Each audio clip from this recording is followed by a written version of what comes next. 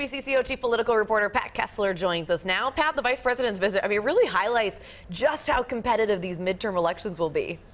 Yeah, it really does. And Minnesota could be ground zero for the elections in 2018, to either for Democrats to take control of the House or for Republicans to keep control. There are 5 congressional seats right here in Minnesota that Republicans want, and that could actually flip, including northern Minnesota, western Minnesota, and 3 districts south of the Twin Cities, south and west. So, yeah, this is going to be very, very important.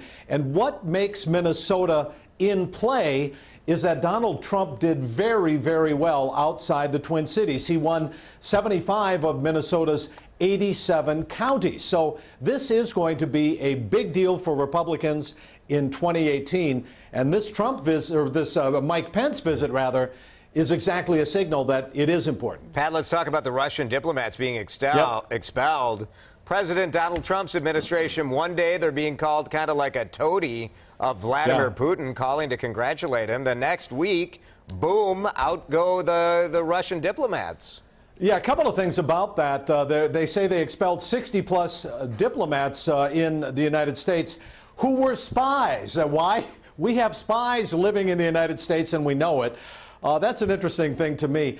However, you're exactly right. The president did congratulate Vladimir Putin last week on his election, didn't bring up the poisoning, the nerve gas poisoning of the ex-spy living in Britain, did not bring up Russian meddling, and then yesterday did this expulsion of these Russian diplomats.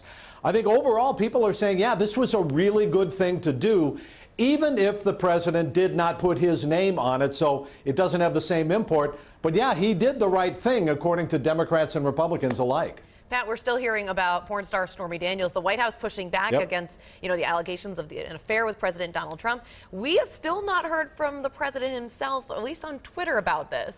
Yeah, what are you supposed to do? I mean, the president has, in fact, gone after every single thing, no matter how little, if he feels offended. Everything, television programs, all sorts of movie stars, politicians, doesn't matter. The president has gone after them. The only 3 people he has not gone after: Stormy Daniels, the adult film actress, the Playboy playmate Karen, and also Vladimir Putin. So those are the 3 he has kind of off limits. But he's damned if you do and damned if you don't. Well, when you say I did not have sex with that woman, I know. That can be a problem. It's going to come back and yeah, I know. So there you go. All right. Thanks, Pat. Live at 5 and 6 today.